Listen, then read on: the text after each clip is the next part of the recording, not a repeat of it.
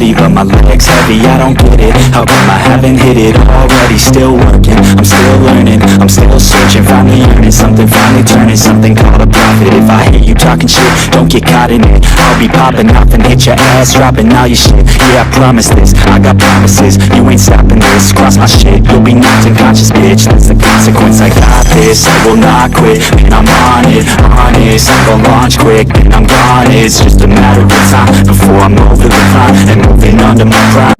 My hands steady, I feel ready.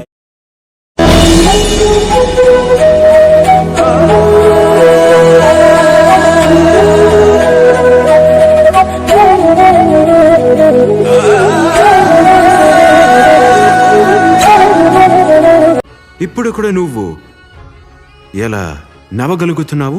ఊరు కోసం dam కట్టిన నీకు హెయిర్ పోయింది, డబ్బు పోయింది, పదవి పోయింది, ప్యాలెస్ పోయింది, అయినా మనశ్శాంతి పోలేదు.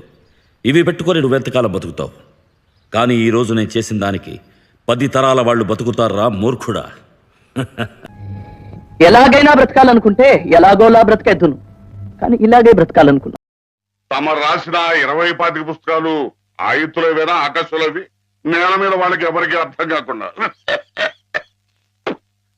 అయినా ప్రస్తుతం జనానికి కావాల్సింది బూతులు గాని నీతులు కాదయ్యా.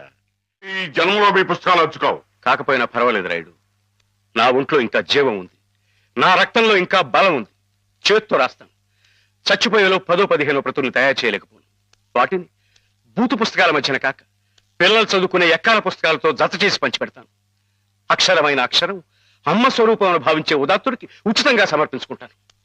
ఇదే నీ అక్రమ. అదే నా తుది శ్వాస మాట కూడా. బాలరసాల సాల నవపల్లవ కోమల కావ్యకన్యకన్ కూళలకిచ్చి పడుపు కూడు భుజించుట కంటే సక్క ఊళ్ళు హాలికులైననేమి అని ప్రశ్నించిన పోతన మా కులం వాడయ్యా, కవి కులం వాడు.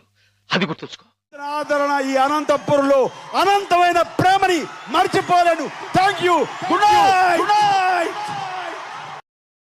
చిన్నమయ్య, పాండిత్యం కంటే జ్ఞానమే ముఖ్యం. వేసుకో వేరతాడు. ఆ